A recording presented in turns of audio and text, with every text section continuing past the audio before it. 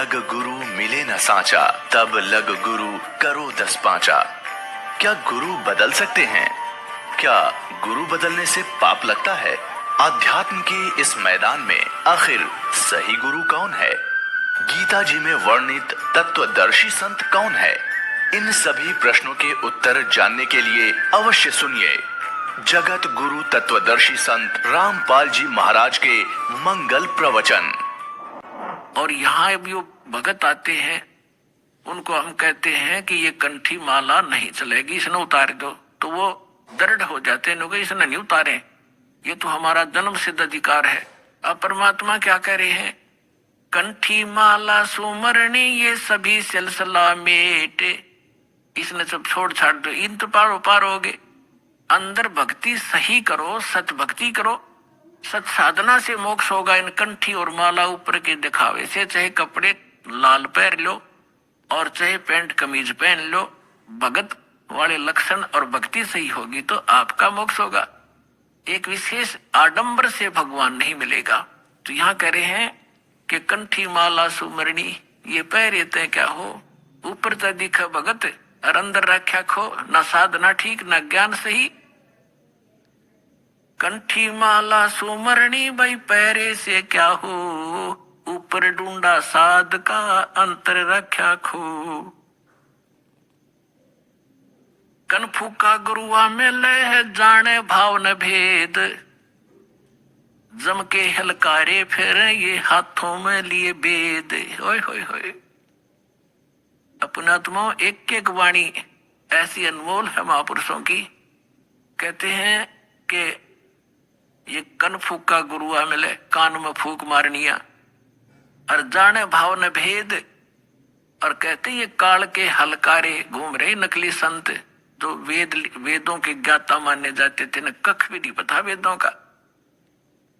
वेद पढ़ने पर भेद न जाने ये बातें पुराण 18, और जड़ को अंधा पत्ते खुआवे भूल गया सृजनहारा।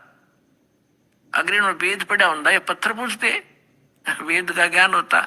तो कहते हैं ये काल के दूत फिर रहे हैं, वेद को हाथ में लिए लिए। आपने एक नकली महर्षि दानंद की सारा इतिहास आपके रूबरू कर दिया दास ने, और यू कितना शिखर में चढ़ा रखा था, सिरपद रखा था एक आदमी ने। ऐसा महर्षि नहीं, इस जैसा वेदों का ज्ञाता नहीं। तो ऐसे कहते हैं ये काल के दूत थे, वेदों का नाम ले ज्ञान सारा उल्टा ठोक रखा। तो यहाँ उसी को प्रमाणित कर रहे हैं कि जम के हिलकारे फिरे ये हाथों में लिए वेद। जहां भी आप महर्षि दानंद की फोटो देखोगे, वेद पहले दर रखे, उसमें चारों जड़ी संठे काले रखा था, लिखे लिखाए भी इसने हो जैसे, और कक का पता नहीं उस आदमी ने। तो पुण्यात्माओं आज तक ये बिजली गिर रही थी। हम इनको महर्षि मानने से ये थे कौन बालका जैसे ज्ञान के भी। इनका सत्यार प्रकाश आपके दास ने आपके रूबरू किया, जिसको हम श्रोधारी मान्या करते, और उसमें इतना डंगा बकवाद भर रखी जो एक आम आदमी बिना लिखे ऐसी बात, और मूर्ख भी जो उसने लिख रखी। कहते सूर्य पे ऐसे व्यक्ति रहते हैं जो यहाँ पर है, सारे बाग बगीचे हैं, सारे पदार्थ हैं, बता वो एक इंसान भी था और महर्षि की पदवी पाएगी। कहते हैं झूठे गुरु बहुत हैं ये अनगन कोट अनंत, सार नाम का भेद बतावे सो सतवादी संत। झूठा गुरु काल है ये फांसी दे अड़ाए, मारत है मैदान में वो छलबल बहुत बनाए। झूठा गुरु काल है ये गुरु का दया स्वरूप, या मैं मीन न मेखे है जैसा संवल रूखे। एक एक वाणी का निष्कर्ष देखो पुण्यात्मा, ये थे वो महापुरुष भगवान से प्राप्त ज्ञान, यानी तत्व ज्ञान है। कहते हैं झूठा गुरु काल है और गुरु का दया स्वरूप, और या मैं मीन न मेख है जैसे संभल रूख। अब जैसे एक संभल का पेड़ होता है, संभल, और संभल के पेड़ पे ये तोता जो होता है, तोता ये वृक्षों को सिलेक्ट कर लेते हैं कि ये वृक्ष, देखते रहते हैं, ताक में रहते हैं कि ये पौधा उगा है, ये पेड़ बनेगा और फिर इसके फल खाऊंगा। तो उस जो ये संभल का पेड़ जब उगता है, बहुत सुंदर पत्ते होते हैं, बड़ा हरा भरा होता है, और बड़ा हो जाता तो इतने बढ़िया फल लगते हैं इसके डोडे, और ऐसा लगता है जैसे बहुत ही स्वादिष्ट पदार्थ होगा, लेकिन उसमें होती है रुई। अब वो तोता ये देखता है कि ये फल पक गया, 12 वर्ष इंतजार किया कि फल खाऊंगा, इस फल की यहाँ ये पेड़ घने हो गए, वृक्ष इसके संभल के।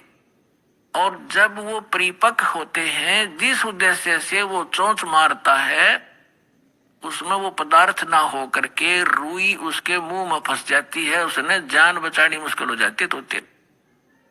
तो यहाँ परमात्मा कहते तुम जिनको गुरु मान रहे हो, उन पर आश्रित हुए बैठे हो, लास्ट में आपने ऐसे पश्चाताप करना पड़ेगा जैसे उस तोते ने उस संभल के वृक्ष को एक अच्छा फलदार स्वादिष्ट फलदार वृक्ष मान के उस पर आश्रित था, फिर सिर पटक कर रो रहा था।